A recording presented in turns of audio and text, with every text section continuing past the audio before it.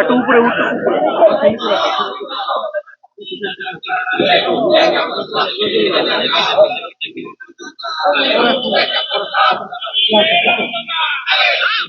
Slogan হচ্ছে শিবিরের আস্তানা জ্বালিয়ে দাও পুড়িয়ে দাও। হ্যাঁ, এরপরে এরপরে স্লোগান হবে একটা একটা শিবির ধরে ধরে ধরে যাবে। আমি শোনাই আপনাদের।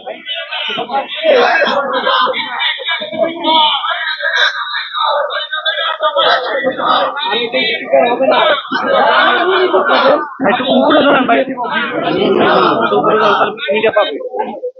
আচ্ছা ওকে, এই ভিডিও আপনাদের গ্রুপে আমি দিয়ে দেবো ইনশাল্লাহ। হ্যাঁ, এই যে দেখালাম শিবিরের আস্তানা জ্বালিয়ে দাও, ভাঙিয়ে দাও, পুড়িয়ে দাও, জ্বালিয়ে দাও, এই ধরনের স্লোগান। আবার হচ্ছে একটা একটা শিবির ধরে ধরে জবাই করে স্লোগান গুলো হয়েছে। আবারও সেই আওয়ামী রাজনীতি ফিরিয়ে আনার এই অপচেষ্টা আমরা ইনশাল্লাহ রুখে দেব।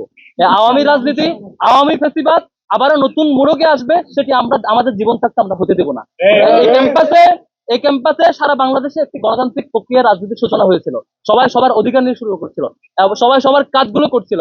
হঠাৎ করে আবার উত্তপ্ত পরিস্থিতি তৈরি করে নানা নতুন ইস্যু বানিয়ে নিজেদের অপরাধ ঢাকতে, নিজেদের কলঙ্ক ঢাকতে নতুন এজেন্ডা ক্রিয়েট করে বাজে পরিস্থিতি তৈরি করে এটা আবার ছাত্রলীগের কাজে রাজনীতি ফিরে আনার চেষ্টা করা হচ্ছে। সেটা আমরা নিশ্চিতভাবে আমাদের জীবন থাকতে আমরা এটা প্রতিহত করবো ইনশাল্লাহ। শিক্ষার্থীদের জন্য এই ক্যাম্পাসটা আমরা নিরাপদ রাখতে চাই। আমরা নিরাপদ রাখতে যা কিছু করা দরকার সবকিছু করবো। আমরা সমাপনের দিকে যাবো। কথা নিয়ে অনুরোধ করছি সাদিক টাইম।